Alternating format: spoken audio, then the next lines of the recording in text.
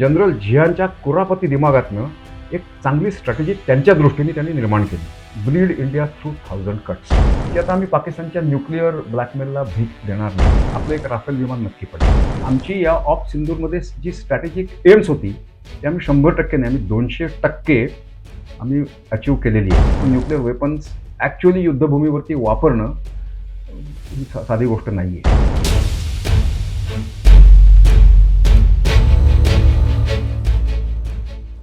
एका खूप उंचीवरचा माणूस, एका वेगळ्याच उंचीवरचा माणूस, इंडियन एअरफोर्समध्ये काम केलेलं असं व्यक्तिमत्व. केवळ विमान त्या उंचीवर जातं म्हणून नाही, तर त्यांच्या कर्तृत्वाने उंचच उंच भरारी घेतलेला माणूस. इंडियन एअरफोर्सच्या दुसऱ्या क्रमांकाच्या सर्वोच्च पदापर्यंत म्हणजेच एअर मार्शल या स्थानापर्यंत पोहोचलेले, पण तरीही जमिनीवर घट्ट पाय रोवलेले. 20 वेगवेगळ्या प्रकारच्या विमानातून 2400 पेक्षा अधिक लाईव्ह पॅराशूट्स जम्प केलेले.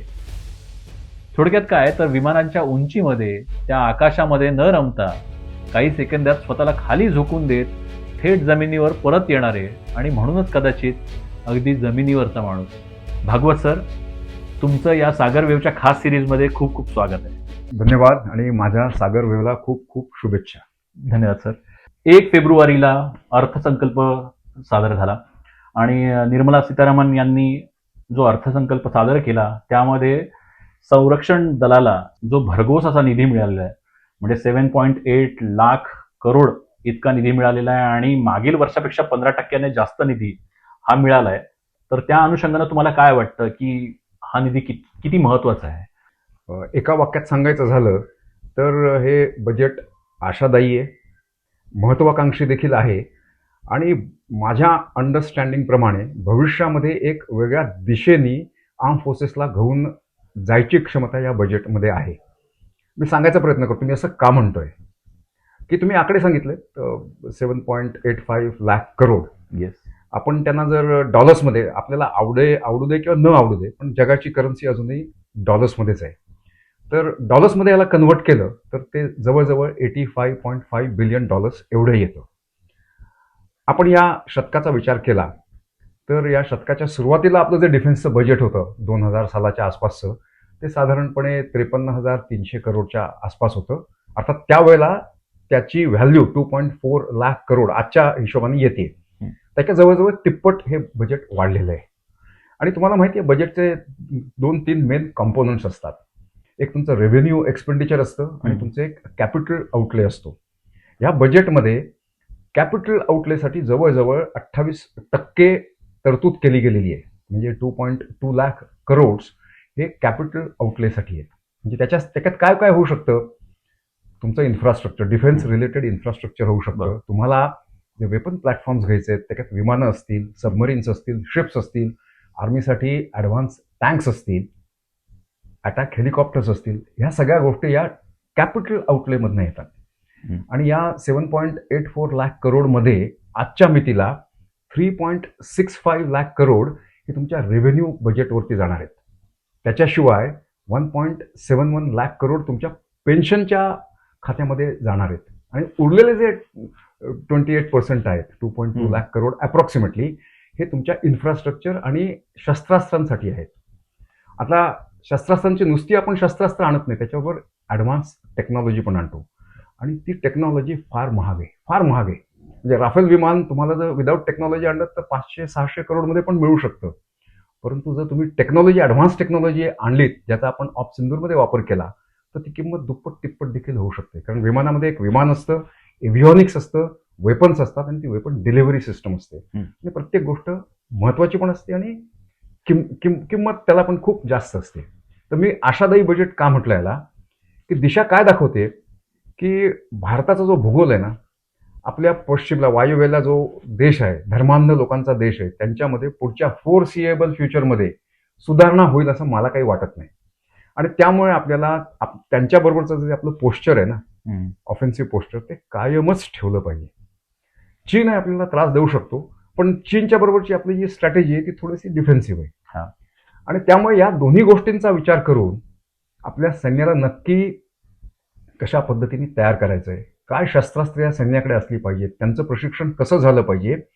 आणि हा एका वर्षाचा विचार नाही आहे, हा पुढच्या 5 किंवा 10 वर्षांचा विचार झाला पाहिजे.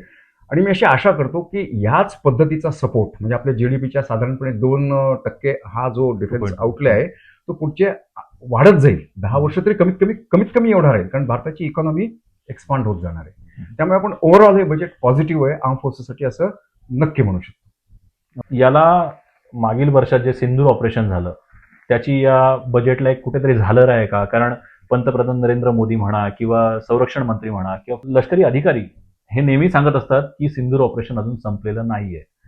तर हे संपलेलं नाहीये, मग त्यामागची नक्की काय गोम आहे? म्हणजे अंडरकरंट काही आहे का की हे ऑपरेशन चालू आहे आणि त्यासाठी हे बजेटची एवढ्या मोठ्या बजेटची गरज आहे, असा भाग आहे का याच्या मागे? हा प्रश्न खूप चांगला आहे आणि थोडा कॉम्प्लिकेटेड पण आहे. कॉम्प्लिकेटेड अशा करता आहे की ऑप सिंदूरवरून चालू आहे म्हणजे नक्की काय आहे, थोडं आपल्याला म्हणजे क्षेत्र विस्तारित करायला लागणार आहे. अशा करता की तुम्हाला आठवत असेल की 1984-85च्या दरम्यान जनरल झिया त्यावेळेला पाकिस्तानचे रुलर होते, हुकुमशाह होते. आणि 71 नंतर पाकिस्तानच्या लक्षात आलं की कन्व्हेन्शनल युद्धामध्ये आता आपण भारताशी युद्ध करू शकत नाही. म्हणून जनरल झियांच्या कुरापती दिमागातनं एक चांगली स्ट्रॅटेजी त्यांच्या दृष्टीने त्यांनी निर्माण केली, ब्लीड इंडिया थ्रू 1000 कट्स. आणि त्यांनी हे जे जिहादिस्ट आणि टेररिस्ट हे वापरून खास करून काश्मीरच्या खोऱ्यामध्ये भारताला जो त्रास द्यायला सुरुवात केला, त्याला आपल्याकडे तसं बघितलं तर उत्तर नव्हतं. पण या ऑप सिंदूरमध्ये त्याचं थोड्या काही प्रमाणामध्ये आपल्याला उत्तर मिळालेलं आहे. उत्तर काय मिळालेलं आहे की आता आपल्या राजकीय नेतृत्वाने निर्णय घेतलेला आहे की ज्या ज्या वेळेला भारतावरती टेररिझम किंवा दहशतवादी हल्ला होईल त्याचं उत्तर कायनेटिक स्वरूपामध्ये दिलं जाईल. म्हणजे आपण 26/11 झालं, आपण कायनेटिक उत्तर दिलं नाही. आपल्या पार्लमेंटवरती 2001 मध्ये फार मोठा अटॅक झाला, आपण ऑप पराक्रम जवळजवळ वर्षभर, मी स्वतः त्या ह्याच्यामध्ये 3 महिने 2 तासाच्या स्टँड बायवरती आम्ही होतो सर्वजण, परंतु आपण कायनेटिक रिस्पॉन्स दिला नाही पाकिस्तानला. आणि त्यामुळे पाकिस्तानमध्ये जिहादी लोकांचं काही शॉर्टेज नाहीये. आणि हल्ली शस्त्रास्त्रांना जास्त पैसे लागत नाहीत. म्हणजे टेररिस्ट जी शस्त्रास्त्र वापरतात, दारुगोळा, RDX, AK-47 त्याचं अम्युनेशन, तर ह्याला नक्की उत्तर काय शोधायचं हा प्रश्न भारताला स्ट्रॅटेजिक लेवलला होता. आणि आता ऑप सिंदूरमध्ये आता मला असं वाटतं की आता राजकीय नेतृत्वाने निर्णय घेतलेला आहे की ज्या ज्या वेळेला भविष्यामध्ये अशा प्रकारचा हादसा होईल, जसा पहलगाममध्ये एप्रिलमध्ये झाला मागच्या वर्षी, त्याचं उत्तर हे कायनेटिक दिलं जाईल. कायनेटिक दिलं जाईल म्हणजे काय? त्यावेळेला मोदी साहेबांनी 2-3 डॉक्ट्रिन्स त्यांच्या दृष्टीने सांगितली. पहिलं म्हणजे असा कायनेटिक जबाब दिला जाईल, त्याच्यामध्ये व्हायोलन्स असणार आहे, त्याच्यामध्ये मिलिटरी वापरली जाणार आहे. दुसरा मुद्दा त्याच्यामध्ये असा आहे, त्याचं डायमेन्शन पैलू असा आहे की या टेररिस्टना कंट्रोल करणारे, सपोर्ट करणारी जी पाकिस्तानमध्ये तत्व आहेत, मग त्यामध्ये लष्करी अधिकारी असतील, ते देखील आता आपल्याला लेजिटिमेट टार्गेट्स असणार आहेत.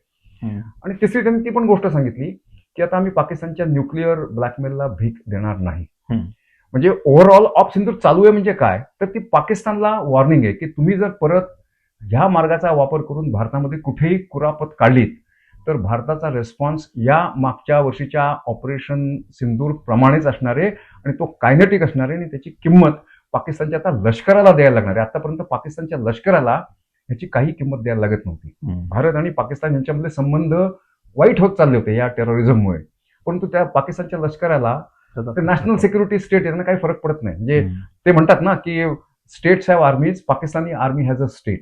आता पाकिस्तानच्या आर्मीला देखील त्याची किंमत चुकवायला लागणार आहे भविष्यामध्ये. हे आपण ऑप सिंदूर आणि त्याचं कंटिन्युएशन आहे त्याच्यामधून आपण पाकिस्तानला दिलंय असं मला वाटतं. ओके. आता ऑपरेशन सिंदूर बद्दल जेव्हा आपण बोलतो, म्हणजे युद्धनीतीमध्ये एक गोष्ट म्हटली जाते की फॉल्स प्रोपोगंडा पण एक महत्वाचं हत्यार असतं कोणत्याही देशासाठी. मग त्याचाच भाग म्हणा किंवा प्रत्येक देशाला आपली अस्मिता टिकवायची असते म्हणून म्हणा की पाकिस्तान सांगत होतं की सिंदूर ऑपरेशनमध्ये आमचे फक्त 8 जवान शहीद झाले, भारत सांगतंय की आम्ही 100पेक्षा जास्त दहशतवादी मारले, आणि एकीकडे पाकिस्तान क्लेम करतंय की आम्ही 6 विमानं पाडली भारताची, तिथे अमेरिका म्हणते की आम्ही 7 विमानं पाडलेली आम्ही पाहिलेली आहेत. अशा पद्धतीने आणि at the same time Bharat याबद्दल वेगळी भूमिका मांडताय आपली. तर प्रत्येक देश आपापली एक वेगवेगळी भूमिका मांडताय, आपापला एक वेगळा प्रोपोगंडा कुठेतरी प्लेस करताय. मग याच्यात सर्वसामान्यांना मूळ चित्र काहीच कळत नाही, आणि तुम्ही एक अधिकारी असल्यामुळे याचा अंदाज म्हणा किंवा नक्की ठोस काय घडलंय हे डेफिनेटली तुम्हाला माहिती असणार आहे याची आम्हाला खात्री आहे, आणि ते आम्हाला तुमच्याकडनं जाणून घ्यायला आवडेल. नाही, मला रिटायर होऊन 7 वर्ष झाली, त्यामुळे मला डेफिनेट इन्फॉर्मेशन आहे असं मी क्लेम करू शकत नाही. परंतु काही गोष्टी आता तुम्ही वाचत राहता, तुम्ही भारतामधली मीडिया वाचता, भारताच्या बाहेरची वाचता, याच्यामध्ये संरक्षण क्षेत्रामधले बरेच एक्सपर्ट्स त्यांनी कॉमेंट्स केलेले आहेत.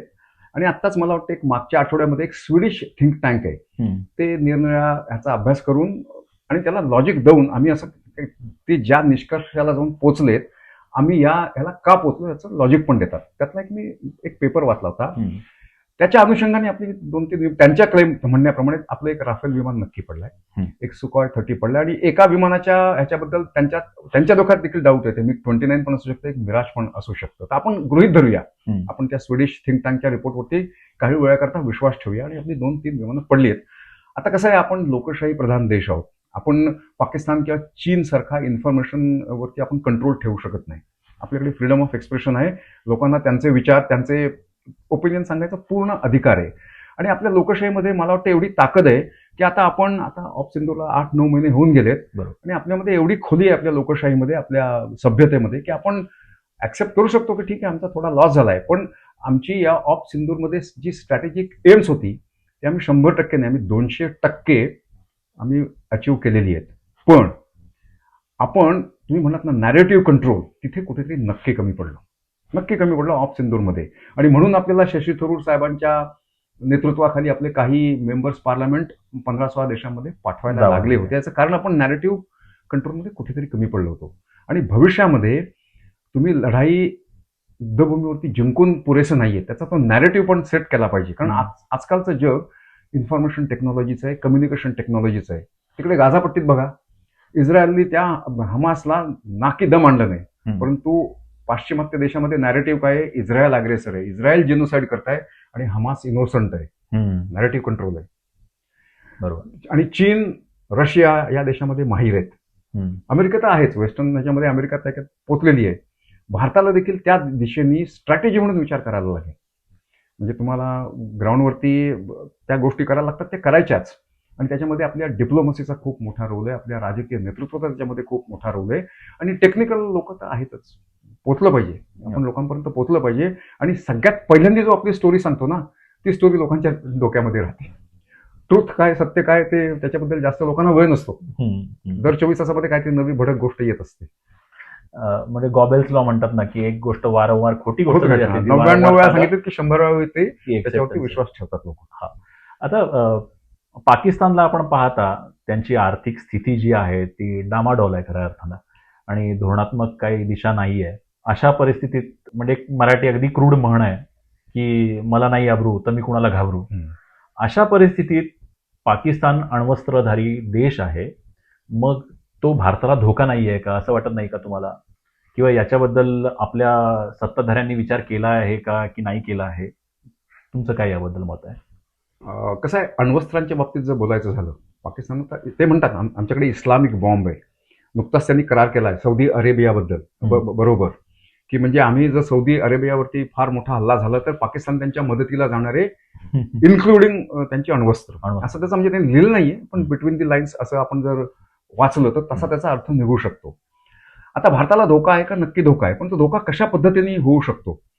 आपल्याला पाकिस्तानच्या देशाकडनं अण्वस्त्र ह्या डायमेन्शनचा, पैलूचा विचार केल्यानंतर धोका कुठनं होऊ शकतो, की कागदावरती का होईना पाकिस्तानची जी हायरार्की आहे, कमांड आणि कंट्रोल मेकॅनिझम आहे, ते रोबस्ट आहे. आणि त्यांच्यानी आपल्यामध्ये करार आहे की आपण आपल्या अण्वस्त्रांच्या बद्दल त्यांना माहिती द्यायची असते, ते आपल्याला माहिती देतात. दरवर्षी ही माहिती एक्सचेंज केली जाते. अगदी ऑप सिंदूर नंतर देखील ही माहिती एक्सचेंज केली गेलेली आहे. ओके, ठीक आहे. पण पाकिस्तानच्या आर्मीचा, मी मगाशी जनरल झियानचा उल्लेख केला, पाकिस्तानच्या आर्मीचं फार मोठ्या प्रमाणावरती इस्लामायझेशन झालेलं आहे.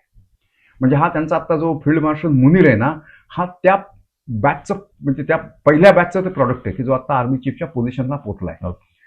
त्यामुळे त्यांच्या आर्मी भारताच्या आर्मीप्रमाणेच ब्रिटिशांनी शिकवलेली होती. 1947 मध्ये ज्या वेळेला ऍसेट्स डिवाइड झाले, त्यामुळे त्या आर्मीची 1980-85 पर्यंत विचार करायची पद्धती वेगळी होती.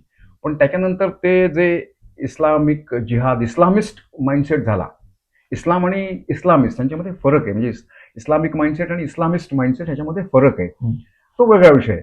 आपल्याला धोका कधी होऊ शकतो की एखादा रोग जनरल पाकिस्तानचा त्या समजा कमांड आणि कंट्रोल हायरार्कीमध्ये असेल आणि त्याच्या हाताखाली जर टॅक्टिकल न्यूक्लिअर वेपन्सचा जर बटन असेल तर तो एखाद्या वेळ मूर्खपणा करू शकतो. अर्थात आपण या कंटिंजन्सीसाठी देखील तयार आहोत. ही कंटिंजन्सी गृहीत धरून आपल्याकडे त्याच्यासाठी उत्तरं आहेत, त्याप्रमाणे आपल्याकडे व्यवस्था आहे आणि आपल्याकडेच व्यवस्था आहे.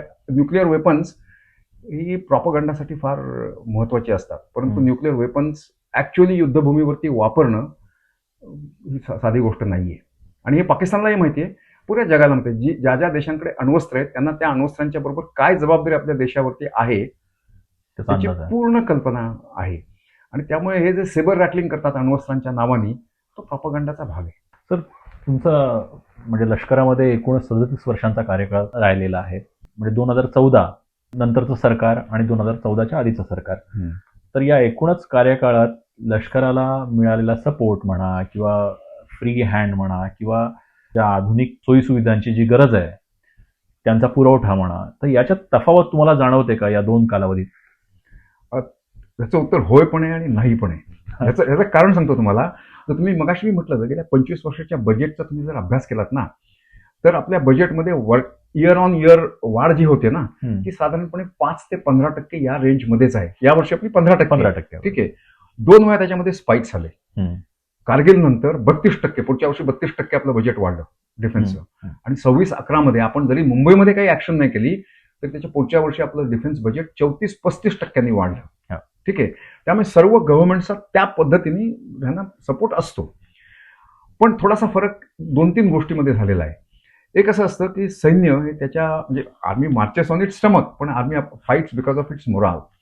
त्या मोरालमध्ये नक्की पॉझिटिव्ह फरक पडलेला आहे आणि याला 2-3 गोष्टी आहेत. एक तर जो OROP हा जो इश्यू होता ना म्हणजे सैनिकांचे पेन्शन आणि त्याच्यात टेक्निकॅलिटीजमध्ये आपण जायला नको, पण तुम्हाला बजेटने आपण सुरुवात केली. तुम्हाला आश्चर्य वाटेल आज आपल्या पेन्शनचा जो म्हणजे बजेटरी पोर्शन आहे तो आपल्या सॅलरीपेक्षा जास्त आहे. म्हणजे आज फौजेमध्ये सर्व्हिंग जे पर्सनल आहेत त्यांच्या पगारापेक्षा रिटायर झालेल्या फौजी त्याच्यात मी पण येतो. ठीक आहे. पेन्शनरी हे कंपोनंट जास्त आहे तो त्या OROP मध्ये झालाय. पण त्यामुळे काय झालं सैनिकांचं मोराल हाय झालं. नंबर 2, आता हा तो नरवणे साहेब विचारतात ना की पंतप्रधानांनी शेवटी काय सांगितले तुम्हाला योग्य वाटतं ते करा. Tactical freedom.